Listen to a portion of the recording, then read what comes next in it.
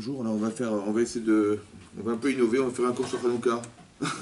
J'imagine que vous en avez parlé avant.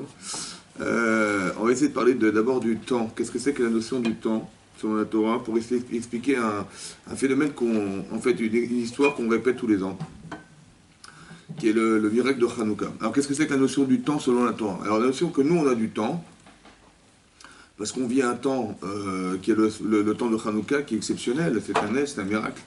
Et donc d'expliquer la notion du temps. Alors ce que nous on a du temps, c'est d'expliquer que en fait le temps c'est une notion virtuelle, hein, le temps c'est une notion virtuelle qui nous traverse en permanence, et qu'on est incapable de pouvoir rattraper le temps passé et les passés, hein, il y a le présent, il y a le futur, et ce temps-là, en fait on est incapable de pouvoir le maîtriser et de pouvoir le contrôler. Et là, qu'est-ce qui se passe? Il y a une autre notion qui est marquée dans la Torah. On parle du Zman, on parle du temps du Zman. Le Zman, c'est le temps de la Torah, le temps du don de la Torah, le don de Pessah, le temps de Shavuot. Et qu'est-ce que c'est que la notion du temps sur la Torah? Alors, il y a le Rav Dessler, il ramène au nom d'un Sefer, c'est le Harvey Nachal. Il explique, en fait, c'est de la Kabbalah, qui explique en fait que le temps, c'est comme une roue. Si vous voulez que Chachamim explique que le temps c'est une roue, ouais, et que dans cette roue il y a des mois, et qu'on traverse ces mois dans l'année.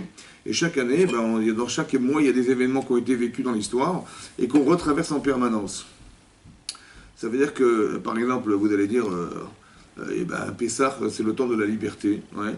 Mais en fait, on a cristallisé dans le temps quelque chose qui s'appelle la liberté. On est un jour sorti d'Égypte et on est arrivé au summum d'une notion de liberté qui était très profonde et qui s'est cristallisée dans le temps. Et nous, chaque année, on repasse par cet espace-temps.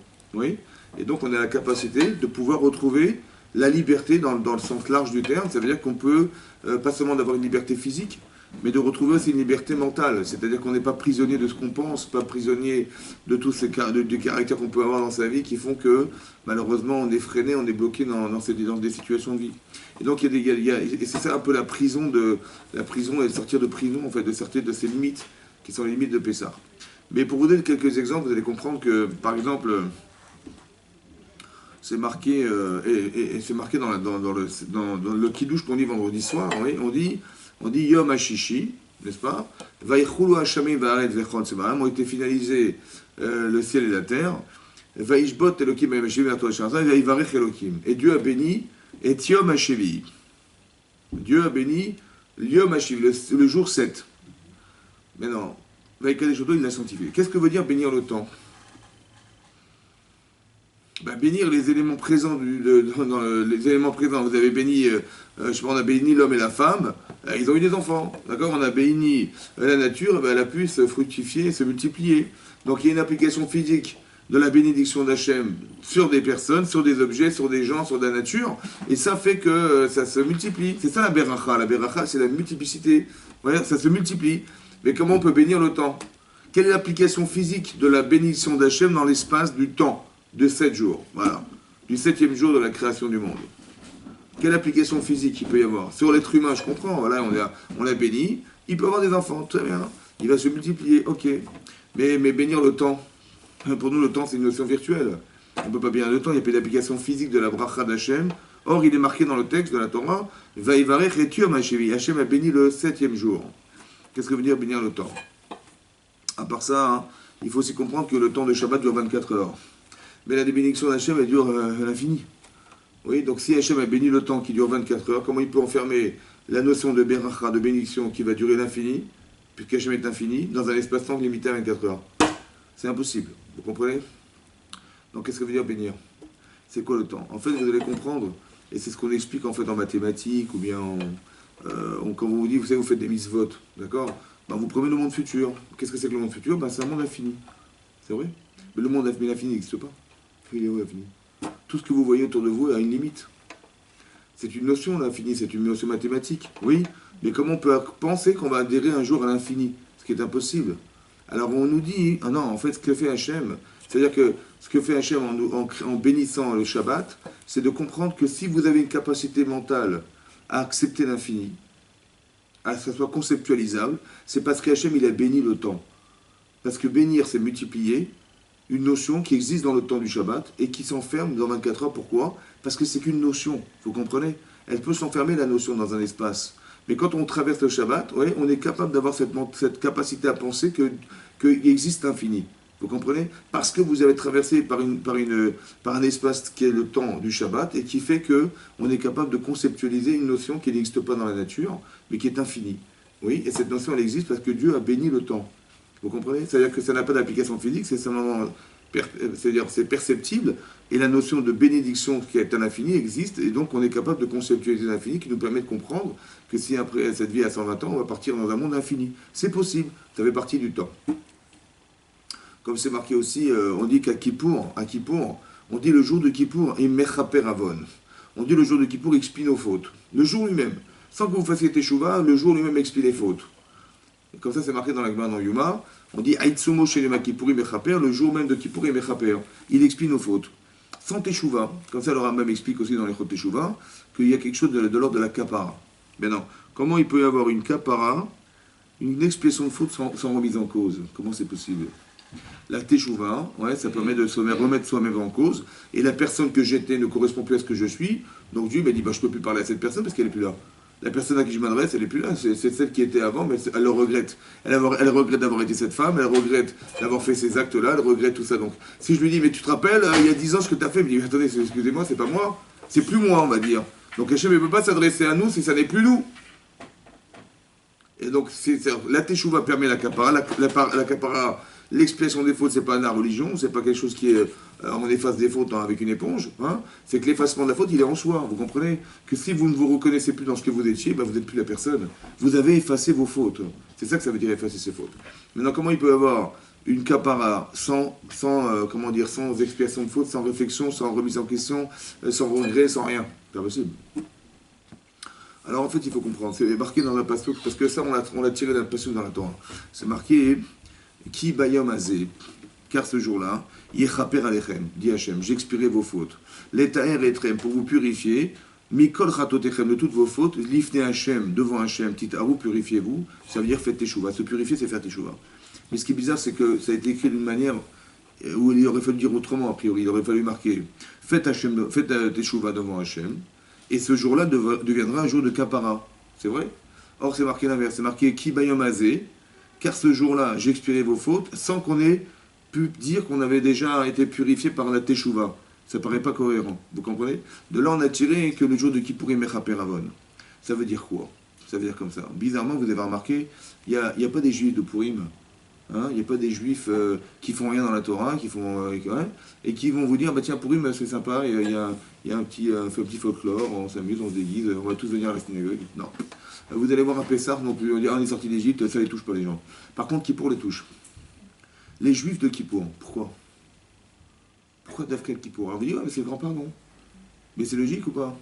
C'est-à-dire, monsieur, il est marié avec Christine, hein, il mange des écrevisses le jour de l'an, et il dit, mais attendez, il faut se faire pardonner, vous êtes d'accord, hein, on va venir à la synagogue. Je dis, mais demain tu recommences, ça n'a aucun sens. Vous comprenez? Donc ça veut dire qu'en fait on est inspiré. Il y a comme dans l'espace-temps de Kippour quelque chose qui est une inspiration à faire teshuva. Car, parce qu'Hachem a dit, car ce jour-là j'expirerai vos fautes. Comme c'est qu'on avait éliminé de soi un désir dans l'espace-temps du Kippour qui fait que la personne est attirée vers quelque chose qui s'appelle la synagogue, qui se dit, tiens, je vais écouter le chauffard, je sais pas.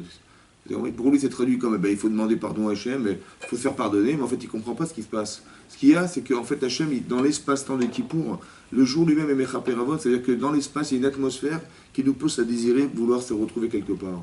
On est aspiré par ce temps. C'est ça le temps. Vous comprenez, le temps, c'est quoi? C'est qu'Hachem, il a introduit des notions dans le temps. Oui.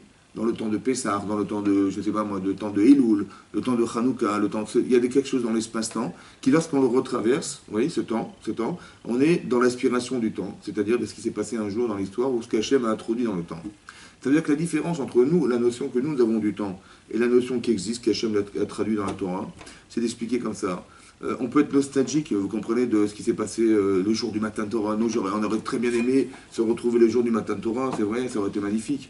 Ou alors, quand Hachem a ouvert la mer Rouge, ça aurait été extraordinaire. Oui, alors on dit, oui, on n'a pas eu la chance. Vous savez, on n'a pas vécu à cette époque, on n'est jamais sorti d'Égypte. Donc on peut être nostalgique du passé. Mais si vous expliquez que le passé n'existe pas, le passé c'est le présent. Parce que tout a été introduit dans le Zman. Vous comprenez que la sortie d'Égypte, elle est présente. Quand on dit dans la Gala de Pessah, on va fêter Pessah comme si que nous étions sortis d'Égypte, c'est pas pour nous raconter des histoires. C'est pour nous dire que c'est comme si que vous y étiez aujourd'hui.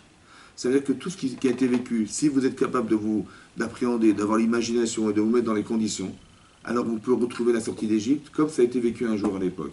Pourquoi? Parce qu'elle fait partie du temps de Pessah. Vous comprenez? Si je pense que le temps nous traverse, nous on est fixe sur Terre, voilà. Le temps nous traverse, le temps est passé, donc il est derrière moi déjà. Mais si vous expliquez que le temps est fixe et que nous traversons le temps, c'est qu'en permanence on retrouve ce Pessah. En permanence on peut être capable de pouvoir retrouver quelque chose qui a un jour été l'histoire, mais qui est cristallisé dans un espace-temps que vous retrouvez en permanence. C'est extraordinaire, c'est-à-dire on ne perd rien. Vous comprenez? Rien n'est perdu.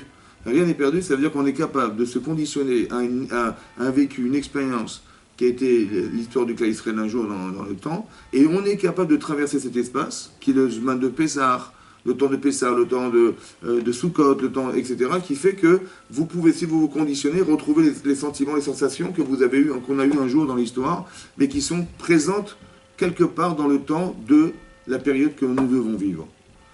Ça, c'est la notion du temps de la Torah, ça. Ça veut dire qu'on n'a rien perdu.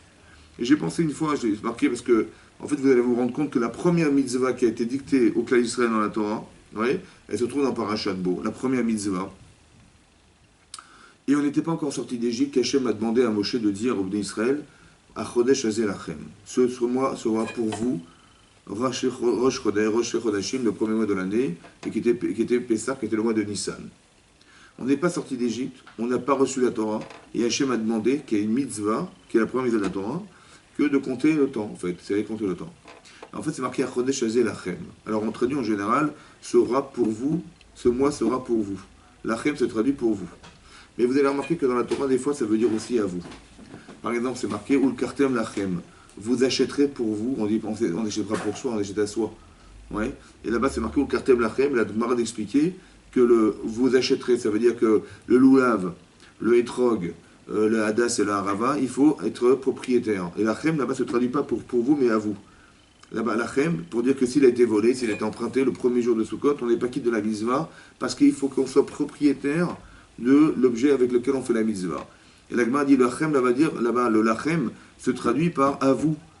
Ça va, comme on dit Lo yirei lecha seor, ne sois pas vu à toi du seor, de la levure dans tes demeures, à Pessah. Et le lachem, là-bas, c'est pas pour vous non plus, c'est à vous, qui vous appartiennent. Il y a un droit de propriété et un devoir de propriété du chametz. Si on est propriétaire du chametz, de ce pain, là-bas, on transgresse la Torah. Alors il faut s'en débarrasser, soit on le brûle, soit on le jette, mais il faut s'en débarrasser.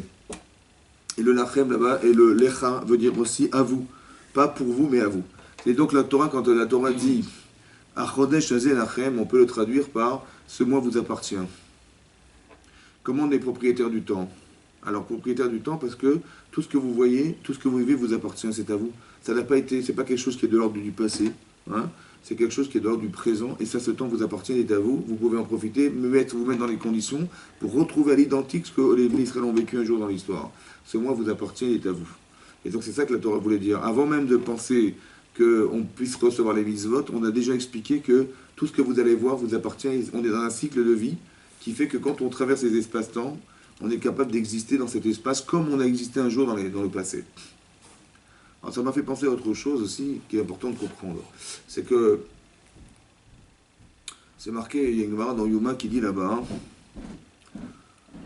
que si on est capable de faire teshuva, vous voyez, c'est marqué dans la Gemara que si on fait teshuva, on remet sa vie en cause, on se rapproche d'Hachem, on retourne vers Hachem, par ira, par crainte. Quelqu'un qui avait transgressé la Torah volontairement. Quelqu'un, il a pris sa voiture Shabbat, hein, et puis il a vu le rabbin qui allait à la synagogue, il a dit, ça vous dérange, je peux vous accompagner, vous pouvez rentrer dans la voiture, c'est Shabbat, d'accord? Et il se moque du rabbin, quoi. Il se moque du rabbin, il dit, je peux vous accompagner à la synagogue pour faire la prière. Il se moque de lui. Donc il a transgressé Shabbat, mais mézid, ça veut dire volontairement.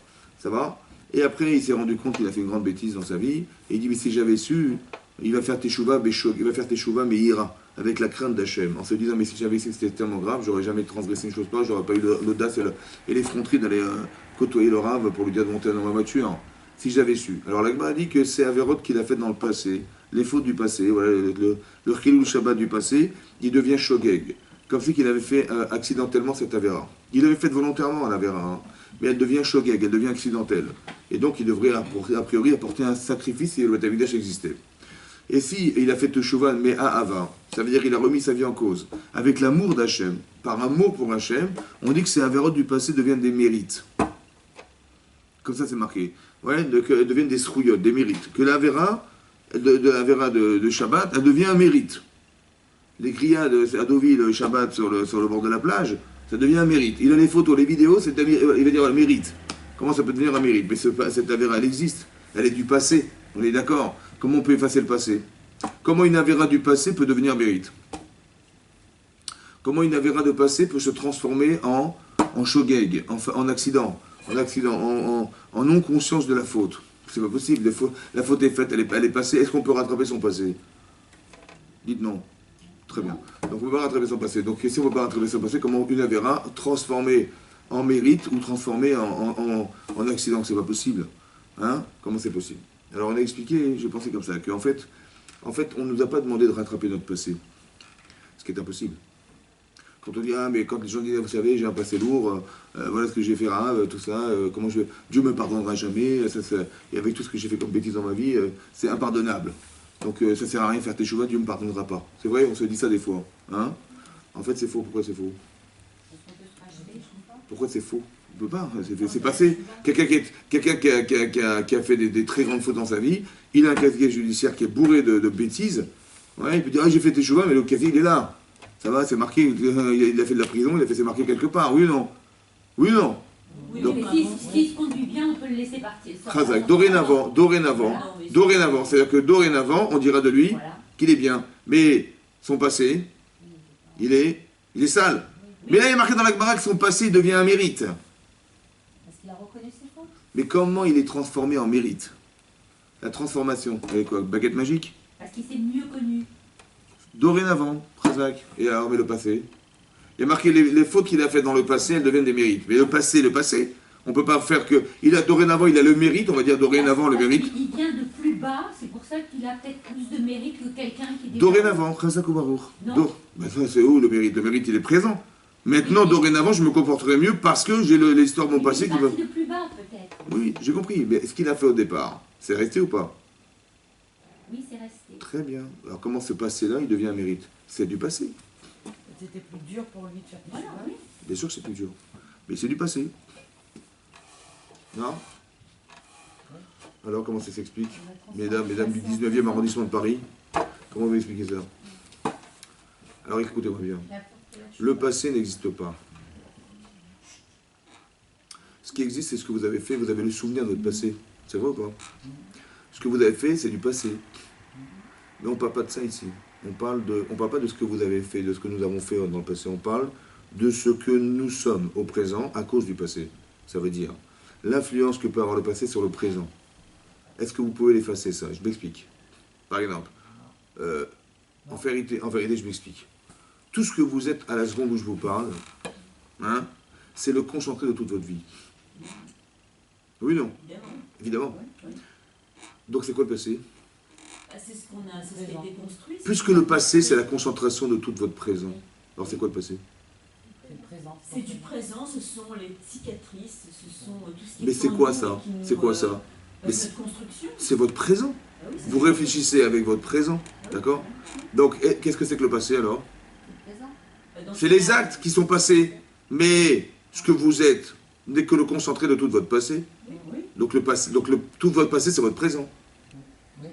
Oui, c'est ce qu'on donc, les bases qu'on construit. C'est ce que vous êtes. Oui. Toute votre vie, vous avez 45 ans, 50 ans. Ben, vos 50 ans, c'est ce que vous êtes au présent. Donc vous réfléchissez avec vos 50 ans, vous êtes sensible à ce que vous avez 50 ans, etc. etc. On est d'accord ou pas? Non. Est-ce que je peux changer ce présent? Non. Dites oui, dites oui. Oui? Ben oui, vous pouvez changer. Dites, quand je dis je remets en cause ma vie, mais je remets en cause quoi finalement? Ben ce que je suis? Oui, non. Quand on dit, ah tiens, j'aurais jamais dû faire ça. Ou ah, comment j'ai pu faire une bêtise pareille? Ou je regrette d'avoir été... Mais en vérité, qu'est-ce que je change? Je change parce que je suis au présent. D'accord? Mais puisque tout mon passé n'est que le concentré de mon présent, donc est-ce que je peux changer toute ma vie? Ben oui. C'est ce qui est marqué dans la Gemara. En fait, on ne change pas les actes, on change l'influence des actes. Ce que vous avez vécu a une influence, vous avez dit des cicatrices, ce sont des influences. Mais c'est ça que je change pas les actes passés, puisqu'on ne peut pas rattraper le temps. Faut pas retourner en arrière et aller chercher. Quand je dis, mais qu'est-ce que vous avez fait il y a 10 ans? Ben, je dis, bah, c'est du passé. Bah, retournez-vous, il n'y a rien derrière. Donc, qu'est-ce qui en vérité, ce que vous avez, c'est ce que vous avez concentré en vous, qui fait partie de votre présent, mais qui est l'expérience de tout votre passé, que c'est ça qu'on change quand on fait teshuva. Quand on remet en cause, on dit je ne veux plus être cette personne, ou je regrette d'avoir été cette personne, ou j'ai tellement envie d'être cette personne que je suis la personne. Donc en vérité, qu'est-ce que j'ai fait en vérité? Ben, à cause du fait que j'ai fait une avéra qui m'a remise en cause, maintenant mon présent, il a le mérite de son passé. Ça veut dire comme ça. C'est pas quand quelqu'un fait des bêtises. Il y avait deux routes possibles. Bon, je sais pas où je vais. Bon, mais il y a une route qui m'amène dans le désert, une qui m'amène dans la ville. Et je sais pas où je vais aller. Bon, ben j'ai choisi la droite. Je me mets dans le désert. Je dis, oh là là, mais il fait trop chaud ici, c'est pas possible. Alors c'est sûrement pas le chemin qui m'amène à la ville. Il fait trop chaud, c'est impossible. Et comment les gens ont pu vivre là-dedans? Et je fais marche arrière. Maintenant, quand je me mets à la croisée des chemins, les gens me disent, on va à droite ou à gauche? Je dis, surtout pas à droite, aller à gauche. Ça va? Parce que j'ai vécu quelque chose. Mais ça veut dire que ce passé-là, comment je l'ai effacé? En disant, maintenant, j'ai le mérite, parce que je me suis trompé, d'être la personne cohérente. Vous comprenez ça? Ça veut dire que mon passé, en fait, il est présent. Je me souviens qu'il faisait chaud à droite, c'était pas possible de vivre là-bas. Donc quand je me trouve à la croisée des chemins, je me dis, où est-ce qu'on va? Je dis, bah, surtout aller à gauche, allez à gauche. Pourquoi? Parce que mon passé, qui était une erreur, m'a permis d'être cohérent, de savoir exactement la voie à suivre. Mon présent est de concentrer de mon passé. Donc si je change tout mon présent, je change toute ma vie entière. Mais ça, c'est valable aussi. Comment? C'est valable par rapport à soi-même et pas par rapport aux autres. Si on avait des erreurs par rapport à quelqu'un d'autre. Donc on fait teshuva et on lui demande de regretter, de récupérer son passé et de le transformer en présent. C'est ça qu'on lui demande quand on demande pardon à la personne. Comment? Si quelqu'un a tué quelqu'un. Ben, il y a aussi du minashamaïm. On a été la personne qui a été choisie, entre guillemets, parce que quand on est rachat, on est un vecteur de mal, vous comprenez? On est Mezaki et des Zakai, on est méritant, on fait mériter les gens qui sont méritants, et on crée des choses gravissimes avec des gens qui ne sont pas méritants. Vous comprenez ou pas? C'est par exemple quelqu'un, c'est un criminel, ouais, et que l'autre il doit mourir, assassiné parce qu'il a fait telle bêtise, alors on les fait se rencontrer, et le type, il est devant l'autre, il va le tuer, parce qu'il est construit pour tuer des gens, vous avez compris ou pas? Il a été utilisé pour. Donc c'est ça. Qui crée cette rencontre. Oui, cette rencontre, bien sûr, elle est Minash Shamaïm, c'est ça qu'on explique. Que la personne qui a fauté, elle est coupable, mais c'était Minash Shamaïm qui s'est trouvé là au moment, à l'instant T où ça s'est passé, parce que l'autre aussi a une histoire. Vous comprenez? Donc ça fait partie du vécu de la personne. Ça. Après, on peut faire teshuva, même dans ça. C'est marqué dans la Gemara et dans le Rambam, que la teshuva, elle répare toutes les fautes. Donc même ça, c'est réparable. On peut regretter d'avoir été la personne, c'est ça que je vous explique. Dorénavant, je ne suis plus la personne. Et mon passé qui me pousse à croire que c'est plus possible, me permet d'être la nouvelle. Mais Hachem, il regarde quelle personne, la nouvelle ou l'ancienne? D'accord, mais ça n'empêche pas que cet homme-là, il va peut-être faire de la prison dans le présent. Mais ça va aussi être une capara pour lui, évidemment. Ouais. C'est-à-dire qu'il va réparer son problème, pas seulement parce qu'il va faire comme ça, mais aussi parce qu'il doit, c'est des choses qu'on doit vivre. C'est comme ça. Ouais. C'est-à-dire que le fait d'avoir vécu, par exemple, vous voyez Yosef, dans la paracha qu'on a lue, il a dit il a médisance sur ses frères. Oui. Par exemple, il a notamment dit que ses frères se moquaient des enfants des servantes, et en les traitant d'esclaves. Bon, il est devenu esclave. C'est vrai ou pas? Oui. Très bien. Il a dit aussi qu'ils avaient des mœurs légères, oui, avec les femmes, et bien il a la femme de Potiphar qui lui court après. Oui. Mais pourquoi? Pourquoi il a dû vivre quelque chose qui était son erreur un jour? Il s'est trompé en pensant qu'ils avaient traité d'esclaves, c'était faux. Il s'est trompé en pensant qu'ils avaient des mœurs légères, c'était faux. Mais pourquoi il a besoin de vivre ce qui était faux? Pourquoi? Hein? Parce que la conscience, en fait, l'erreur, c'est un manque de conscience. Si j'avais su ce que veut dire être esclave, est-ce que j'aurais imaginé que mes frères ont traité leurs frères d'esclaves? Si je l'ai dit, c'est que j'avais pas conscience. Alors il faut que je le vive pour l'avoir, cette conscience. Vous avez compris? Si quelque part j'ai pensé que mes frères avaient des mœurs légères, mais je me suis pas rendu compte que c'était grave, alors il faut que je le vive un jour, que j'ai cette expérience pour me dire, oh, qu'est-ce que j'ai imaginé? Je ne me rendais pas compte. En fait, ce que fait Hachem dans l'expérience vécue, c'est d'arriver à avoir la conscience, pas seulement la connaissance, mais la conscience vécue. Et cette conscience, elle vous permet de vous dire, alors, on ne peut pas dire autre chose pareil. Vous savez pourquoi maintenant, ça va? Mais tout ça pour vous expliquer qu'en fait, si vous voulez, la notion du passé, présent, futur, c'est une notion virtuelle. Mais nous, on est capable de comprendre que ce que nous sommes est tout le concentré, toute l'expérience du passé. Nous sommes notre passé. Le passé, c'est les photos, les vidéos, c'est du passé, mais ce que je suis il n'y a pas de passé chez moi. C'est mon présent. Mon présent, c'est toute ma vie. D'accord? Donc on peut changer toute sa vie en une seconde. C'est pour ça que la Gemara dit, comment?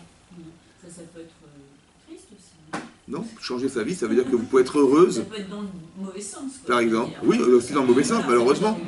Oui, mais c'est extraordinaire que ça puisse... Des gens qui, effectivement, malgré un passé...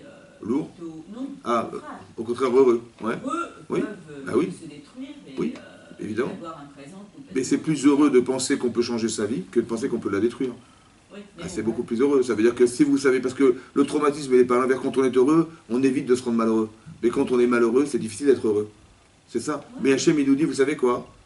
Je ne regarde, quand c'est marqué, vous savez, qu'il y a marqué dans le Midrash que lorsque Abraham a décidé de quitter sa femme et de Agar, qui était sa deuxième femme, et son enfant de les séparer, et ils se sont retrouvés dans le désert. Et Ishmael était mourant. Et là, les anges ont dit, Hachem, tu vas quand même pas intervenir pour le sauver, parce que regarde les enfants qui vont un jour être sa descendance, ils vont laisser affamer et assoiffer les Israël dans le désert. Hachem a dit, il est comment maintenant? Il a dit, il est tzaddik. Il dit, Enodan, je ne le jugerai qu'à Asher Usham, comme il est maintenant, comme il est là-bas.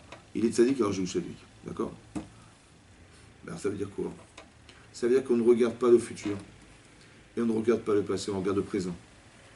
Ça veut dire que ce que vous êtes au présent, c'est ce qui compte. Votre véritable conscience, c'est sur votre présent.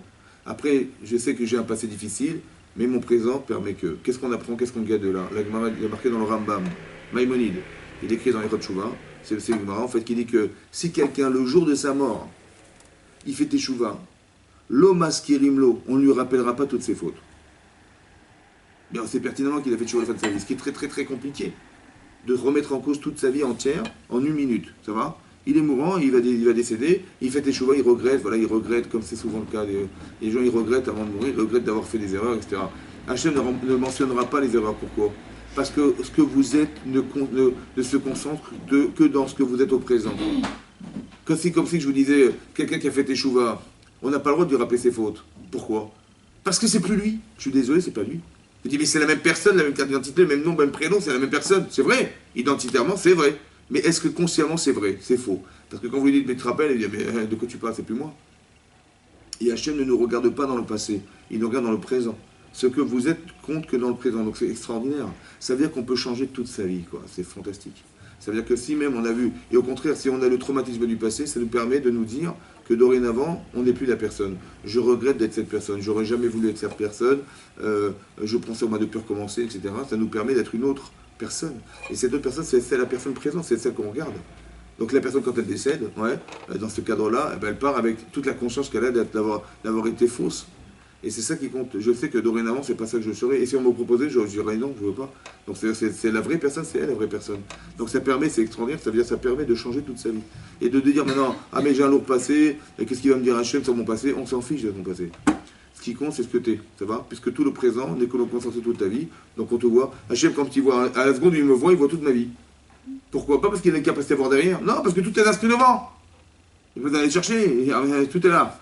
Si quelqu'un, je sais pas, il y a 2 heures, vous avez mangé de la sauce tomate, il y a 2 heures, et vous avez une tache de sauce tomate sur votre gilet ou votre chemise, ça va, votre chemisier, il dit, ben, tu as mangé de sauce tomate? Oui, il y a 2 heures. Mais je le vois, c'est là. Vous comprenez? C'est présent. C'est pareil. Donc si j'efface ma faute maintenant, je passe à la machine à laver, c'est bon, mon passé a disparu. C'est pareil. L'influence du passé, ce que vous avez vécu, a une influence sur vous, sur nous tous. Et donc toute la pensée, la réflexion, les orientations, les choix sont en fonction du passé. Donc on peut changer toute sa vie. C'est ça que je vous explique. On peut changer ses choix de demain, on peut tout changer parce qu'on peut changer le présent. C'est ça peut-être la force de la Teshuvah, que en fait la Teshuvah permet ça. Et pourquoi je vous ai dit tout ça? Parce que c'était ça la notion du temps. Il y a aussi un temps dans l'homme, dans l'être humain, il y a le temps. Le temps passe aussi. Et on a concentré en soi du passé, du présent et du futur. On aspire à devenir, on était au passé et on est conscient du présent. Cette notion de temps, elle est présente chez la personne aussi. Et donc ça veut dire que quoi? Ça veut dire que quand on va vivre la période de Hanouka, on va vivre une période extraordinaire, parce que c'est quelque chose qui est incompréhensible. Comment une poignée d'hommes, qui étaient des Maccabim, ils se sont mis en révolte, parce qu'ils ont remarqué qu'ils se sont rendus compte du catastrophisme du clan Israël qui a été assimilé depuis beaucoup des centaines d'années, parce que c'était avec les Grecs qui vivaient à l'époque en Israël et Jérusalem notamment, ils étaient là depuis 180 années. C'est énorme.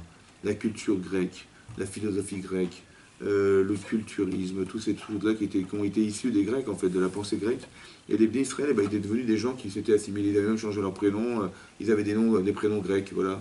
Et donc quand les Maccabim ont vu ça, oui, ils ont dit c'est fini, la Torah va disparaître, et ils ont fait la guerre. Ils étaient une quinzaine d'hommes, ils ont fait la guerre contre 40 000 hommes. Bon, ils ont gagné? Mais c'est possible? Hein? Comment? C'est limite impossible, vous comprenez? Mais comment on peut imaginer ça? C'est bien si je vous dis on va se battre contre 40 000 personnes, vous dites il est fou là. Hein? Enfin, c'est pas... Comment? C'est une image. Comment? C'est une image. Pas du tout, Ah non, c'était rien. Là c'est rien. C'est possible ou pas? Comme c'est qu'on a une autre notion du temps. C'est-à-dire que le temps ça fait partie aussi de ce que vous voyez. On a l'impression qu'ils ne voient pas de la même manière que nous, ils n'ont pas les mêmes lunettes. Nous, on est 15 et ils sont 40 000, on va gagner. Ça nous paraît incohérent, c'est vrai. Hein? Même le miracle de Hanouka est incohérent. Pourquoi? Parce qu'on a retrouvé une fiole d'huile, pardon, qui avait la quantité d'huile suffisante pour pouvoir résister une journée, hein, et elle a duré 8 jours. Il y avait combien de branches sur le candélabre? Il y en avait 7. D'accord? Donc on a mis suffisamment d'huile dans chaque flacon pour que ça dure combien de temps?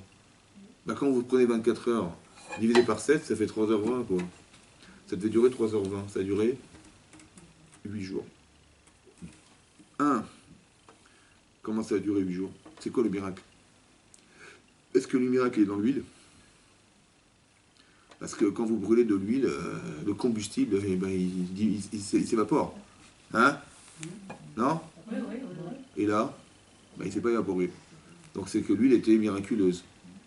Ou bien que le feu était miraculeux. C'est le feu qui n'a pas brûlé l'huile. Est-ce que le Ness, il est dans l'huile, qui a résisté au feu? Ou le miracle, il est dans le feu qui n'a pas brûlé l'huile? Dans le feu. Hein? C'est pas évident. Est-ce qu'on fête le feu? C'est marrant parce qu'on ne fête pas la guerre. On a gagné la guerre, c'est incroyable. C'est un grand miracle. Mais la guerre, on la mentionne dans la prière, mais pas dans les faits. C'est pas qu'on va s'habiller en soldat et on va dire tiens, on se rappelle la guerre de Hanouka. Non, ça ne nous intéresse pas. C'est marrant que la mitzvah, elle est dans la lumière. Est-ce qu'on a le droit de profiter de la lumière de Hanouka? Oui, de profiter. C'est-à-dire que vous prenez votre candélabre, vous baladez dans la maison pour voir une coupure de courant. J'ai le droit ou pas? Non. Mais par contre, Shabbat, quand vous allumez les lumières de Shabbat, c'est pour quoi faire? C'est pour voir de la lumière. Ça va? Pour profiter de la lumière. Shalom Bayit, c'est la paix des ménages. C'est-à-dire que si je vois pas ce que je mange, je vais engueuler ma femme. Donc il faut qu'allumer les lumières, c'est comme ça. Donc on allume la lumière, donc on met de la lumière. Donc Shabbat, c'est mettre de la lumière. Et Hanouka, c'est faire savoir qu'il y a eu de la lumière. Mais j'ai pas le droit de profiter. Elle est spéciale cette lumière, j'ai pas le droit d'en profiter. C'est marrant, hein? Elle est kadosh. Elle est spéciale. Faut pas toucher. On allume des bougies, mais on se rappelle de ce qu'on voit, qui renvoie de la lumière, mais cette lumière, il ne faut pas en profiter. Par contre, Shabbat, il faut profiter. Cette lumière. Il ne faut pas rester dans le noir. Je n'ai pas le droit de compter mes pièces. D'accord? À la lumière de Hanouka. Je dis, combien j'ai d'argent? Je dis, non, pas le droit. Par contre, Shabbat, c'est fait pour ça. D'accord? Pas pour les pièces, hein, bien entendu, mais pour voir. Il faut qu'on voit quelque chose. C'est quoi cette lumière? C'est intéressant de voir c'est quoi cette lumière. Et pourquoi ils ont cherché à savoir s'il y avait de la lumière? Quoi cette lumière? Alors peut-être l'idée d'expliquer d'abord que vous compreniez le feu. En fait, il y a deux styles de feu. Il y a le feu que vous connaissez. Quand j'allume une allumette, ça fait du feu. D'accord? Je gratte une allumette, ça brûle. Mais le feu que j'ai, le feu que vous connaissez, que nous connaissons, c'est du feu qui est clair, qui brûle et qui détruit. L'allumette, le bois va se détruire, se détériorer par le feu. C'est un feu qui détruit, ça va? Si vous gardez longtemps l'allumette dans les mains, vous allez vous brûler. Alors, il faut vite jeter l'allumette, il faut éteindre l'allumette. Ça brûle. Ce feu qu'on connaît, il brûle. Donc il brûle et il détruit. Il y a un feu qui brûle mais qui ne détruit pas. Par exemple, le buisson ardent. Quand Hachem s'est présenté, ça s'appelle le Sné, le Sné, ça s'appelle Sinaï. On était sur le mont Sinaï, le fameux buisson. Le Sné, le fameux buisson Sné, c'était sur le mont Sinaï. Et donc Hachem, il est apparu à Moshe, il brûlait le feu, mais il ne consumait pas le buisson. Ce feu de brûle, mais ne consume pas. Il y a un feu que quand quand Nimrod, il a dit à Avram Avinu, écoute, c'est simple, hein, ou tu fais Avodazara, tu pratiques l'Avodazara, ou je te jette dans la fournaise ardente. Qu'est-ce qu'il a dit à Avram? Il dit, je préfère mourir pour mes idées. Il a dit, c'est pas grave, je disparaîtrai, puis on verra plus tard. Quand vous serez dans le ciel, on va faire les comptes. Et donc Hachem a fait qu'il n'a pas brûlé dans le feu, dans la fournaise. Il n'a pas brûlé dans la fournaise. Quand on a mis Chanevé et Avezaria, pareil, ils n'ont pas brûlé.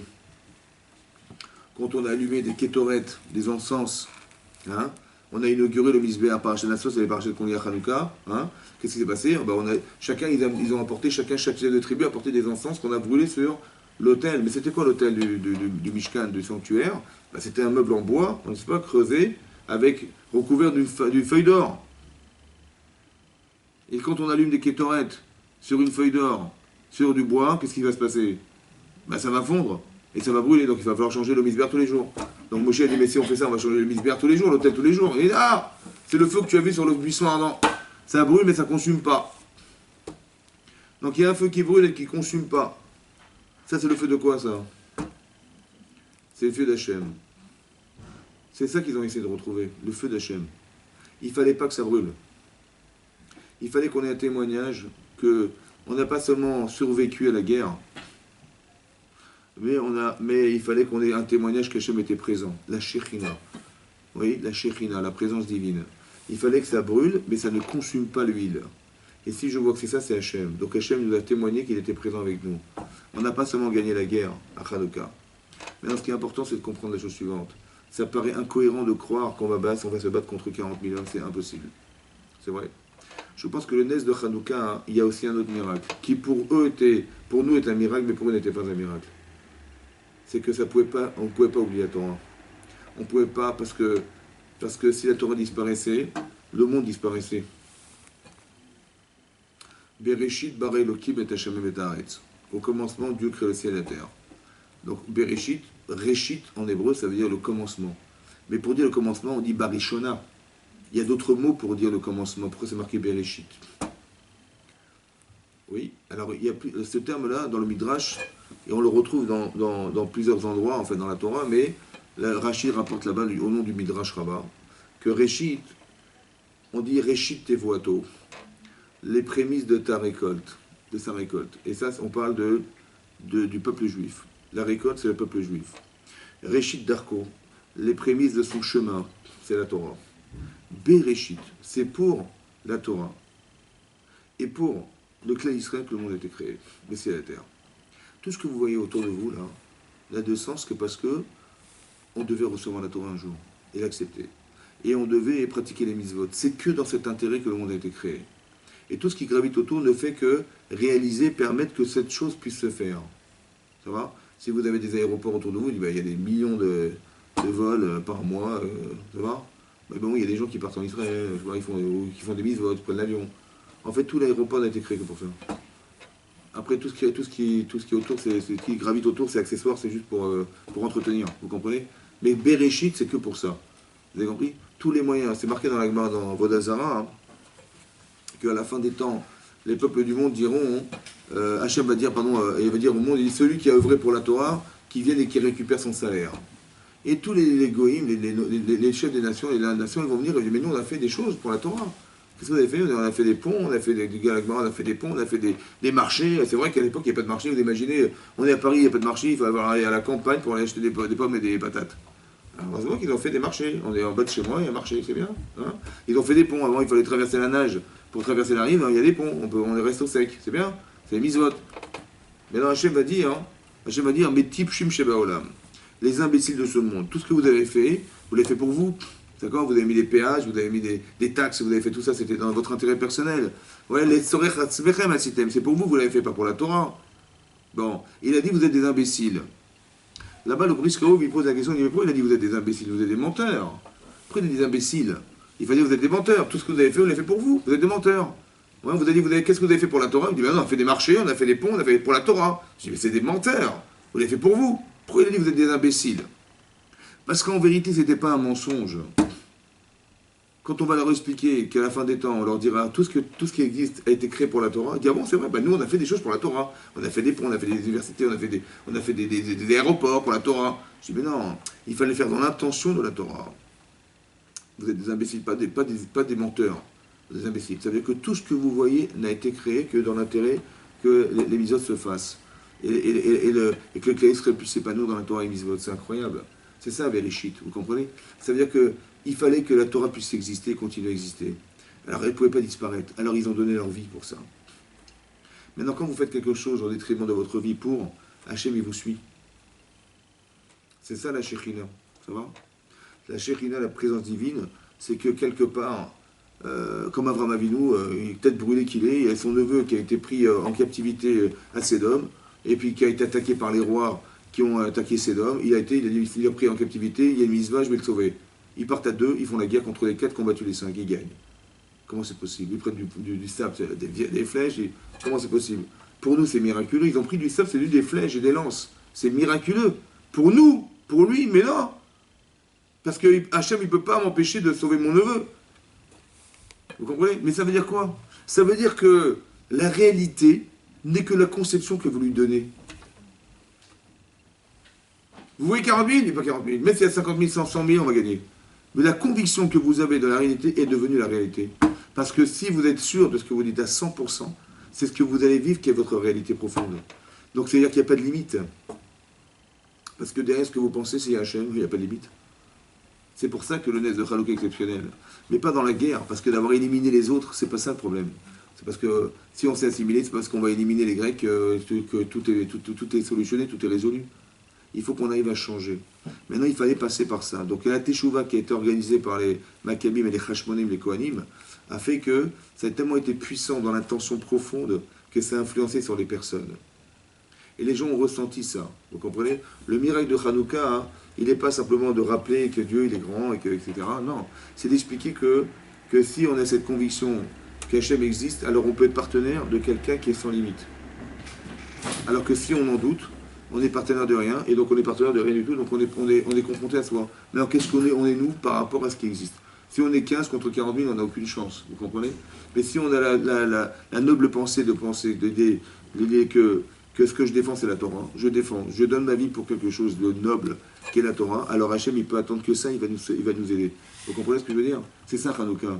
C'est pareil, par exemple, vous allez voir que quand Paro va décider, parce qu'il va voir que les d'Israël se multiplient, et on va être bientôt envahi par les d'Israël en Égypte, il a peur, Paro, monsieur, il a peur, il dit un jour, ils vont s'associer à nos ennemis, il va nous faire la guerre, et ils vont nous sortir d'Égypte. Bon, qu'est-ce qu'il fait? Il décide d'aller à la source des choses, il dit, je prends les sages-femmes, 2 sages-femmes, qui sont des directrices du centre d'accouchement là-bas, et qui étaient Myriam et Yochebed, et il va leur dire, écoutez, les garçons qui naîtront, vous les tuerez, et les filles, vous les laisserez vivre. Bon, elles n'ont pas écouté. D'accord? Parce qu'elles étaient Yireh Elohim. Il y a marqué, elles n'ont pas écouté parce qu'elles craignaient Hachem. Qu'est-ce que ça a à voir avec la crainte d'Hachem? Quelqu'un qui a pris ce d'avoir comme métier d'aller être une sage-femme, ouais, son bonheur, c'est de voir que des femmes, elles vont accoucher des enfants, n'est-ce pas? Allez leur demander, vous allez tuer les enfants qui vont naître.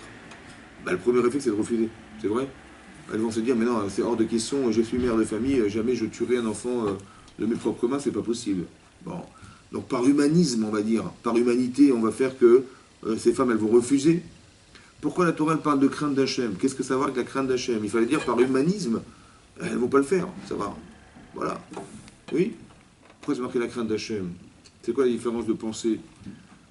Alors j'ai dit, quand on a choisi ce métier, ben, c'est qu'on a une nature à avoir envie que les choses vivent autour de soi. Donc on va accoucher des femmes qui vont avoir des enfants, c'est un bonheur pour une femme qui est une femme qui accouche les enfants, c'est un bonheur pour elle. Et le malheur, ça serait de condamner cet enfant sous prétexte que M. Paro, il veut détruire la peur d'Israël. C'est vrai? En fait, elles ne vont pas le faire parce qu'elles ont un réflexe de femme. Elles ont un réflexe de mère. Ça veut dire qu'elles vont faire par Yirat Shamayim en se disant, un jour on va sortir d'Égypte. Ces enfants, ils vont sortir, ils vont recevoir la Torah, c'était la promesse d'Hachem. Je ne le fais pas pour moi. Je ne le fais pas parce que ça me dégoûte ou ça pourrait être contraire à mes idéaux que de tuer ces enfants. Non, je ne vais pas les tuer, pas parce que ça me dégoûte, mais parce que Hachem, ce qu'il veut, c'est qu'un jour on reçoive la Torah. C'est ça qu'il veut. On va sortir d'Égypte et Hachem a promis qu'on recevra la Torah. Alors c'est que pour ça que je le fais. Vous avez compris? Je deviens partenaire. Par crainte d'Hachem, je deviens partenaire. Et tout à coup, vous allez vous rendre compte que elles vont non seulement sauver des enfants, le Israël va se multiplier, et elles vont rester vivantes. On n'aura rien fait du tout. Alors qu'elles ont menti, on leur a rien fait, et jamais Paro il a dit, mais vous avez laissé vivre des enfants, vous avez mal fait votre travail, vous êtes condamnés. Non, zéro. Pourquoi? Parce que quand vous faites des choses qui sont dans l'esprit, dans la volonté d'Hachem, vous êtes des vecteurs. Et rien ne peut vous arriver. Vous comprenez ce que je veux dire? Donc tu dis, mais c'est miraculeux ce qui s'est passé, on n'aura rien fait. Mais non, c'est pas miraculeux, c'est que la réalité qui se confronte à nous n'est à la mesure de ce que qu'on conçoit. Si on doute, alors on est dans le doute, et donc l'agressivité de l'extérieur vient régler nos doutes. Et si on est sûr de soi, on est sûr de soi, il y a rien, la réalité ne peut pas se confronter à ça. Vous comprenez ce que je veux dire? On peut être 15, on gagne contre 40 millions.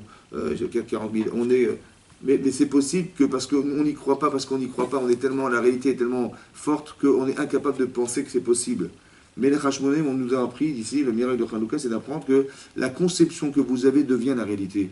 Si vous la concevez avec la force que vous avez derrière, la réalité ne peut pas vous agresser. Et si vous êtes capable de penser que vous doutez, alors vous laissez une part de doute et vous laissez une part de force à l'extérieur. Parce que ce qu'on doute, en fait, c'est ce qui donne de la force à ce qui existe. Donc c'est d'avoir donc Hanouka, c'est d'expliquer qu'on va rentrer dans un espace-temps qui va durer 8 jours. Pourquoi 8? Pourquoi 8 jours? Parce que 7, c'est la nature. La semaine dure 7 jours, mais 8, ça n'existe pas 8. 8, c'est au-delà de la nature. Donc on est capable de penser qu'on n'est pas freiné par la réalité. Vous comprenez? C'est ça la force de la Torah. C'est-à-dire que ce que tu vois n'est que le reflet de ce que tu penses. Mais si tu penses autrement, la réalité change. Elle change en fonction de ce que tu conçois. C'est marrant que, comme si on devait se convaincre de certaines situations, et que la conviction qu'on a mis dans son cœur, parce qu'on est sûr que ça peut se passer que comme ça et pas autrement, va faire que la réalité, elle va changer en fonction de ma conception. C'est incroyable. C'est ça le miracle de Hanouka. On a provoqué le miracle. Ce que pour nous est un miracle, parce qu'on n'a pas le droit de s'appuyer sur des miracles. On dit on va faire la guerre, on est 15, on va gagner. Non, tu n'as pas le droit de faire une chose pareille. Mais il n'y a pas de miracle, puisque ça ne peut pas se passer autrement. Vous comprenez ce que je veux dire? C'est ça qu'il faut comprendre. C'est pas que miraculeusement ils ont survécu à la guerre, que miraculeusement la fiole elle a résisté. Rien du tout. C'est pas miraculeux, c'était impossible autrement. Vous comprenez ce que je veux dire? Par exemple, c'est impossible que quand on arrive devant la mer Rouge, Hachem ne nous sauve pas d'ici. Parce que s'il nous a sortis d'Égypte après 210 ans d'esclavage, et qu'au bout de 3 jours on se retrouve dans la mer et on va tous disparaître parce qu'on ne sait pas nager, parce qu'à droite à gauche il y a le désert et les Égyptiens arrivent et ils vont nous massacrer, c'est impossible qu'il nous ait sortis d'Égypte pour qu'on arrive à cette situation, c'est impossible. Alors on va crier vers Hachem. Crier, ça veut dire qu'on va écrire en disant, mais il faut que tu nous sauves. Je ne sais pas comment, mais il faut que tu nous sauves. Et tout à coup, la mer va s'ouvrir. Et on va traverser la mer. On me dit, mais c'est miraculeux. Comment la mer s'est ouverte? Bah oui, il y a un vent d'est qui est venu, il est puissant, et qui a pénétré la mer, et qui a percé la mer, et on est rentré. On a eu de la chance quand même. Hein, on a eu de la chance quand même. Juste à ce moment-là. Non, c'est pas la chance en fait. C'est la conception, vous comprenez? Puisque vous êtes d'accord, quand on crie, en fait, c'est ça ne peut pas se passer autrement. Dans la vie, quand on crie, c'est qu'on n'a pas de solution. C'est que ça ne peut pas se passer autrement. Ça ne peut pas se passer autrement. Et là, vous donnez une force à Hachem. Et là, il va vous ouvrir la mer Rouge. Vous comprenez ce que je veux dire? C'est que c'est pas miraculeux ce qui s'est passé. C'est miraculeux pour ceux qui l'ont lu ou ceux qui l'ont vu à l'extérieur. On peut dire, les Égyptiens, ils ont eu de la chance. Hein. Le vent, tout à coup, il y a une tempête, elle est sortie, elle a percé la mer, elle a ouvert la mer. Ils ont eu de la chance. Non. C'est que le vent, il ne pouvait pas ne pas passer par là. C'est vous qui l'avez provoqué. Vous comprenez? Quand vous dites ça ne peut pas se passer autrement, c'est vous qui êtes provocateur de réalité. Si je suis convaincu d'une chose dans mon cœur, ça ne peut pas se passer autrement, ça ne se passera que comme ça. Vous avez compris? C'est ce qu'on a dit la semaine dernière. On a dit que Yaakov Avinu, après 36 ans qui s'est passé entre le moment où il quitte son père pour partir à l'Eshiva, après il part chez Lavan, et après il retourne voir ses parents, il s'est passé 36 ans. 36 ans, et Esav qui le haïssait à mort, il n'a pas touché. Ni mort, ni il l'a trouvé, ni... Donc a priori, il est redevenu son frère. Hein? Et Jacob il hésite. Il dit, je sais pas, mon frère, Esav, mon frère, le persécuteur, je sais pas. Et Hachem il envoie le persécuteur. C'est bizarre, hein? Hein? Ben, pourquoi il envoie le persécuteur? Au contraire, s'il hésite, ben, laisse-lui la bonne pioche. Non. Parce que si tu hésites, c'est que tu as un problème. Alors il faut que tu le confrontes pour le solutionner. Alors je t'envoie ça. Vous avez compris? Ça veut dire que si tu ne sais pas, si tu doutes de ce que tu penses, c'est que la peur est révélatrice d'une défaillance. Alors il faut que je t'envoie cette défaillance pour que tu la solutionnes. Parce qu'il faut que tu sois entier dans ta vie. Donc en vérité, ce que je vois n'est pas le problème de ma vie, mais la solution à ma vie. Vous avez compris? Ce que vous vivez n'est pas un problème. C'est la solution à votre problème. Nous, on croit qu'on vit des choses, c'est des problèmes. Tu vois, et ça va arriver, c'est un problème. Non, c'est une solution à ton problème. C'est que si tu le solutionnes, il n'y aura plus d'Esav. Vous comprenez ça? Et pourquoi c'est Esav? Parce que tu as un problème avec Esav. Donc tout se dit, hey, comment on va faire? On fait comme ça, je sais pas. Ben, il peut que nous arriver des choses qui sont la solution à ce qui nous fait douter. Vous comprenez ou pas? Et lorsqu'on est convaincu, par exemple, vous allez voir qu'il va se battre contre un homme qui est en fait le représentant des Saves sur la terre, et quand il aura vaincu cet homme, en fait, de vaincre cet homme, c'est de vaincre les doutes que Yaakov il a en lui-même, n'est-ce pas? Et bien tout à coup, Esav arrive, ce qui était au départ un criminel devient monsieur docile, il vient, il le retrouve, il l'embrasse. Mais comment c'est possible? Il est venu à 400 hommes. 400 hommes, c'était pas pour lui faire sa fête. C'était pour lui faire sa fête. C'est vrai ou pas? C'était pas son anniversaire. Et pourtant, il est venu, il voulait absolument le tuer. Et on voit que tout à coup, cet homme qui est Esav, qui vient dans les intentions néfastes et belliqueuses de tuer son frère, tout à coup, il devient le frère. Il l'embrasse et tout. Mais comment c'est possible? Parce que Yaakov, il a solutionné son frère. Vous comprenez? Il est redevenu son frère. Il faut qu'il arrive à comprendre que ce qu'il doutait pour lui-même devient une conviction pour soi-même.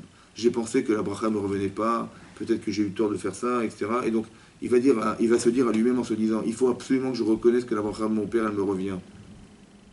Et c'est ce que va dire Esav en venant, il dit, bah, écoute, ce qui est à toi est à toi. C'est-à-dire que je reconnais que ce qui est à toi est à toi. Vous imaginez? Mais comment c'est possible que monsieur, il est venu avec des intentions belliqueuses et tout à coup, sa tête, elle a changé? Comment c'est possible en une nuit, elle a changé? Parce que ce que tu vois dehors n'est que la réflexion de ce que tu penses. Et si tu doutes de ce que tu es, alors que la personne, elle est là, elle va éliminer, enfin, c'est une agression contre ce qui n'est pas solutionné chez soi. Et quand je change cette façon de penser, parce qu'elle est en moi, la réalité qui est en face de vous, elle change aussi avec. Vous avez compris? Parce qu'Hachem existe. Donc quand Hachem nous fait vivre des événements pareils, c'est pour arriver à ce que, s'il y a eu 180 années d'assimilation, vous pensez bien que pour aller éliminer psychologiquement 180 années d'assimilation, il en faut du boulot. Hein. Donc ils ont dû faire un truc extraordinaire derrière pour compenser des erreurs de 180 années de vie. Donc ils ont donné leur vie pour ça. Et donner sa vie pour ça, c'est d'arriver à l'extrême limite de soi et se dire, mais de toute façon, ça ne peut pas durer comme ça, parce que tout va disparaître, c'est pas possible, la Torah ne peut pas disparaître, ils ont donné leur vie pour...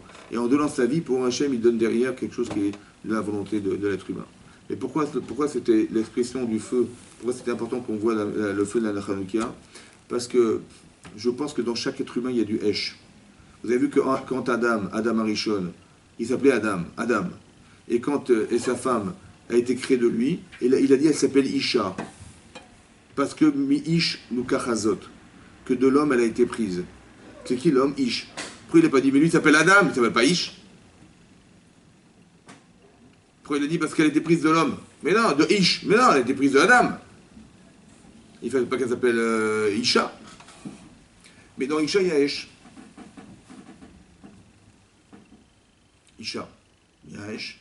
Il y a Esh, Aleph, Shin, et il y a He. Et dans l'homme, et Ish, ben, il y a du Esh et un Yud. Comme si que dans chaque être, il y avait du feu. C'est quoi ce feu? Il y a quelque chose de divin. Dans chaque... Et chez la femme, parce que la Gemara dit que chez la femme, parce que dans Isha, il y a Esh, on a juste associé un E au feu. Ce feu divin est plus puissant, dit la Gemara, chez la femme que chez l'homme. Parce qu'avant même qu'on ait associé le He, il y avait du Esh. Mais ce feu, c'est divin. C'est pour ça que les femmes ont moins de mitzvot. Parce qu'elles ont moins besoin de réaliser ce qu'elles doivent faire, puisque de toute façon, elles ont déjà ce feu divin en elles. Une femme, elle a une intuition féminine. C'est une intuition féminine, c'est spirituel. Vous demandez à une femme, qu'est-ce que tu penses de ça? Elle dit, je le sens pas, oui, vas-y, fonce. Mais d'où tu sais? Mais je ne peux pas te dire, c'est spirituel. Pourquoi? Mais ça vient de son feu, en fait, spirituel. Une femme, elle a cette vocation à pouvoir ressentir des choses, son mari ne verra jamais de sa vie. J'ai pas besoin de m'énerver contre mon mari, de toute façon, il a pas ce feu en lui. Donc, si on n'est pas construit de la même manière, je vais pas à m'énerver en disant, mais tu comprends rien, mais tu vois rien, où tu vois pas ta tête, où elle est ta tête. Hein, souvent ça arrive, mais en fait c'est dommage parce qu'il a pas cette faculté à penser ou à voir. Alors plutôt que de comprendre la différence qui existe entre nous, il vaut mieux que je dise, bah bon, il n'a pas vu, bah, oui, il n'est pas constitué comme moi, donc je vais lui expliquer. Ça va. Mais des fois c'est pas explicable parce que c'est des intuitions. Oui, ça veut dire que vous le sentez, c'est en vous. Mais c'est ce feu divin qui vous permet de ça. Vous comprenez que c'est ça? Ça va? Donc ça peut être un avantage et un inconvénient, parce que quand on est frustré, ça retombe contre soi, et quand on s'inspire de ça, on devient très forte. Ça va? Et c'est ce feu qu'on recherche, en fait. C'est ce feu qu'on recherche, le vrai feu. En fait, on devrait brûler. Parce qu'on a des atomes en nous. On a des atomes. Oui? Et vous avez vu ce qu'on est capable de faire avec des atomes? Hein, la bombe atomique. C'est-à-dire que vous avez vu une explosion atomique, ce que c'est? Mais ce feu-là, il est où? Mais il est en nous. Nous aussi, on a des atomes. On a des énergies incroyables en soi. Ouais. Et si on savait les gérer, peut-être qu'on peut gérer ça aussi. Ça veut dire qu'on est capable de rentrer dans soi et de gérer cette partie atomique explosive qu'on a en soi et qui fait que rien ne peut nous arrêter. Vous comprenez ce que je veux dire? Et ça, il faut se convaincre de cette idée-là. C'est ça, Hanouka. Ils ont provoqué le miracle, en fait. Parce qu'il fallait qu'Hachem y montre qu'il était présent. Il fallait qu'il montre. Alors ils ont mis des fioles qui devaient durer 3 jours. En fait, qui devaient durer que 3 heures. En fait, ça a duré 8 jours. Ils font des provocateurs de voir. Je veux savoir, je veux voir. Et je donne ma vie pour ça. Vous comprenez ce que je veux dire?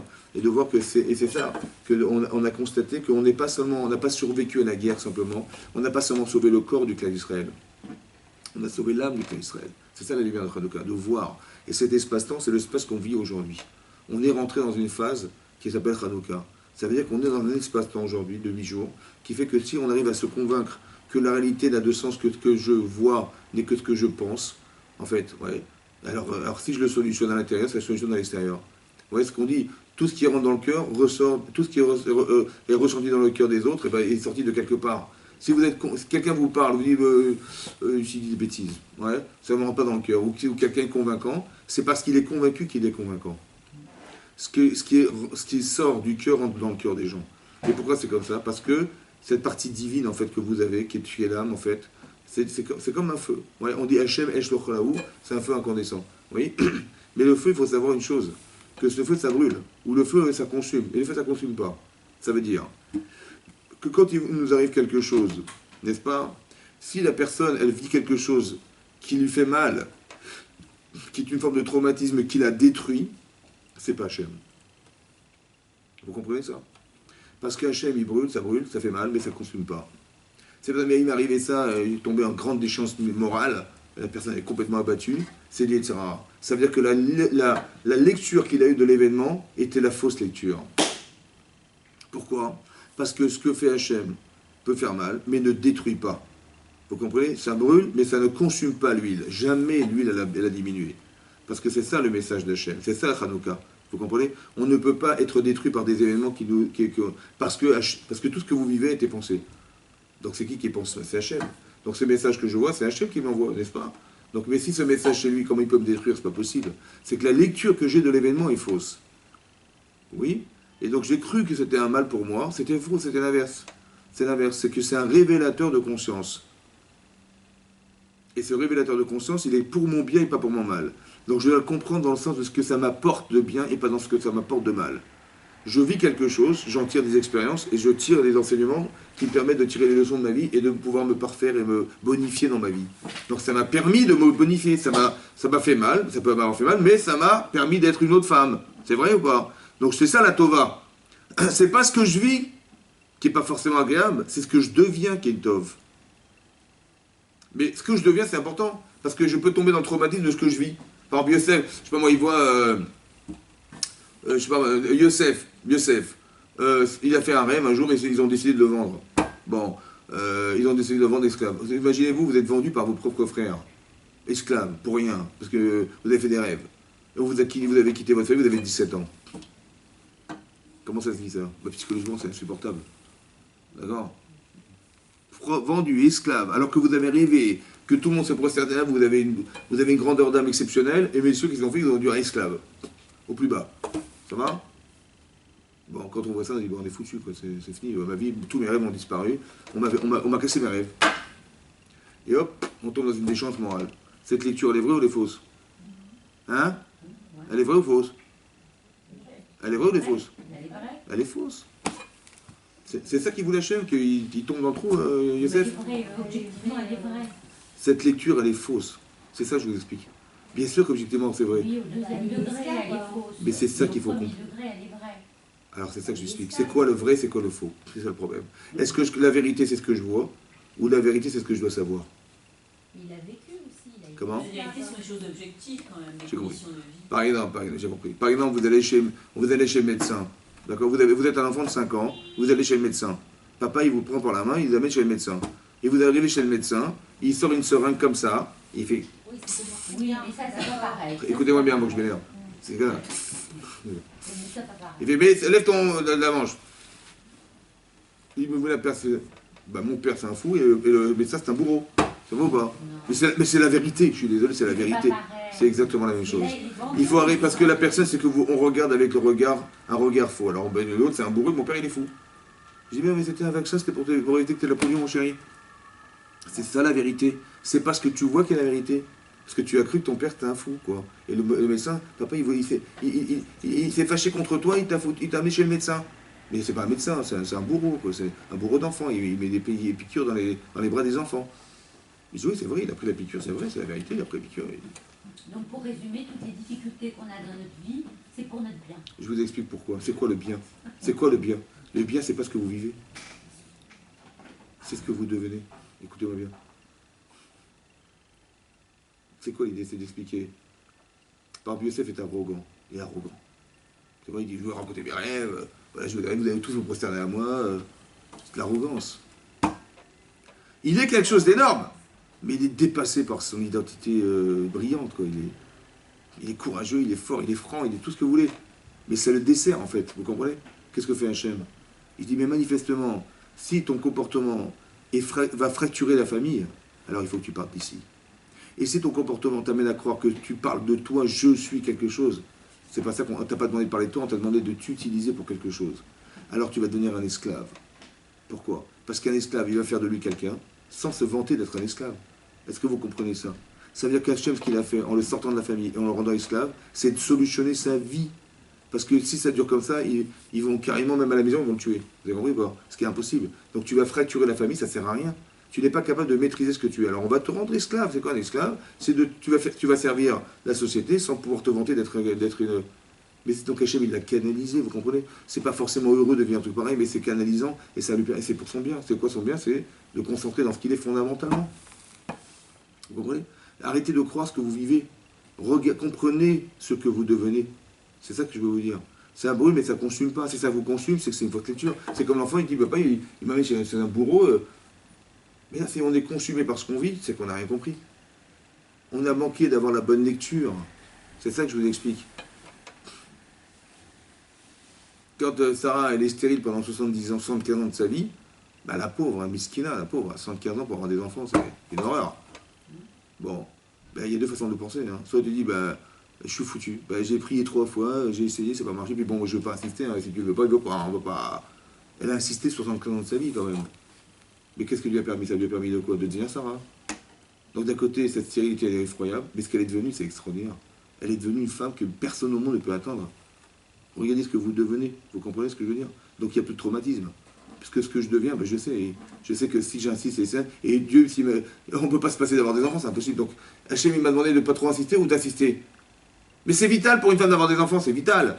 Donc il est méchant, Dieu, il empêche des femmes d'avoir des enfants. Ou bien non, parce que tu as un tel niveau de Gdoucha que l'enfant qui doit naître, il doit être à la proportion de ce que tu es. Alors deviens cette femme. Et tu verras que ton enfant, il va naître de ça. Il va naître du produit de tout ce que tu es devenu. Vous avez compris? Rachel est stérile, mais elle doit engendrer Yosef. Ah, Yosef, c'est spécial. Il faut qu'il arrive à 17 ans à supporter d'être en Égypte. Comment on va faire? Bon, tant qu'elle est madame, elle ne peut pas atteindre cet enfant. Alors il faut qu'elle devienne cette femme. La stérilité lui a permis d'atteindre ce niveau. Et bien qu'elle devienne cette femme, alors elle peut engendrer Yosef. Mais il faut qu'elle atteigne. C'est ça que je vous explique. Donc, vu de l'extérieur, ça paraît catastrophique, mais vu de l'intérieur, ça paraît fantastique. C'est à la lumière de cette compréhension qu'il faut voir sa vie. À la lumière de Hanouka. Il faut reconditionner sa façon de penser, la voir positive. Vous avez compris? C'est ça que je vais vous expliquer. Que tout ce que en fait, rien ne devrait me traumatiser, en fait, parce que je sais que c'est ce que je dois... C'est comme dire, on va envoyer nos enfants à l'école. Bon, ils ont 6 ans, ils vont rentrer au CP. Mais ils pleurent, le gosse. Bon, on est gentil maman quand même. Bon, on va attendre qu'il ait 18 ans. Hein, et là, on va le rentrer au CP, parce qu'il ne faut pas traumatiser l'enfant. Vous comprenez? Et je sais que c'est dur, mais qu'est-ce que je fais? Il faut bien qu'il rentre à l'école un jour. Je dis, mais c'est comme c'est pour son bien. Lui, il ne comprend pas. Je vais lui expliquer. Voilà, à un moment donné, tu vis ta vie d'enfant, et après, tu vas commencer à vivre ta vie d'enfant scolaire. C'est comme ça. Donc, le passage, il est compliqué, mais ça brûle, mais ça ne consume pas. il faut que je lui explique ce qu'il a gagné d'être là-bas. Ça va? Que sa vie va commencer à partir de ce moment-là. Sa véritable vie, il faut que je lui arrive à lui faire comprendre, même par des cadeaux, parce que vous voulez, que c'est mieux qu'il soit là qu'il soit à la maison. Et donc, c'est un moment passé dans sa vie qui est difficile, mais qui nous construit dans nos vies. C'est dans cette optique qu'on fait Hanouka. La lumière, elle brûle, mais elle ne consume pas l'huile. Jamais. Si ça consume, c'est que c'est un problème. C'est pas Hachem. Vous comprenez? Il dit, mais il m'arrivait ça, et je parle que de mes malheurs, et de mes souffrances, et de mes machins, et de mes problèmes. Je dis, mais c'est pas ça, Hachem. Vous comprenez? C'est pas possible qu'Hachem t'ait créé ça pour t'embêter. Vous avez compris? C'est pas logique. D'accord? Si déjà vos parents vous aiment, mais Hachem, c'est 1 milliard de fois plus. Donc ça veut dire qu'il ne faut pas le comprendre dans le mauvais sens. Ça va? Puisqu'Hachem existe, donc il le fait dans le bon sens, puisqu'on est ses créatures, donc c'est sûr qu'il le fait dans un sens qui soit profitable et pas l'inverse. Et donc quand on dit, ah mais je suis écrasé par ce qui m'arrive, et je suis foutu, je sais pas quoi. Ah, mais non, c'est-à-dire que je le vis mal. Donc Hachem c'est un bourreau, quoi.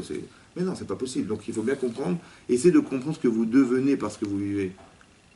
Un enfant, il va se casser la tête pour réussir son examen. Il dit, bah, il a souffert, il a eu mal à la tête pendant 1 mois, quand même. C'était complètement. Et je comprends, mais plus il a mal à la tête, plus il est performant intellectuellement. Qu'est-ce qu'on peut faire? Donc il vaut mieux dire. Et s'il a pas mal, c'est qu'il est nul. Alors il vaut mieux se dire, bah tiens, j'ai pas assez mal à ma tête, plutôt que de penser l'inverse. Vous comprenez ou pas? Mais c'est comme ça. On se construit un cerveau en se structurant, en faisant des efforts, en étant assidu, en étant concentré. C'est des efforts, mais c'est contre soi. Mais c'est que comme ça qu'on avance. Donc je me dis, ah, c'est trop dur, j'arrive pas, donc ça m'a détruit, ou je me dis, non, c'est parce que j'ai fait des efforts que j'ai réussi à être au niveau de ce que je suis au présent. C'est comme ça. Donc il ne faut pas voir ce que vous vivez, regardez ce que vous devenez. C'est ça, Hanouka. Vous avez vu la fleur, on l'a vu. C'est pas possible qu'elle puisse pas brûler. C'est toi qui conditionnes. Vous avez compris pas? Si vous êtes convaincu, ça ne peut pas se passer autrement. Parce que la réalité, elle fonctionne de votre conception. Donc si vous la voyez de cette manière positive, utile, etc., rien ne peut nous agresser, il n'y a rien, vous comprenez? C'est ça, ce que je vais expliquer, c'est ça. Et on rentre dans une période pareille, on rentre à Hanouka, donc on est conditionné par l'espace-temps qu'on vit, donc il faut profiter de ce moment pour y réfléchir de façon bénéfique. Amen. Chazak, Chazak au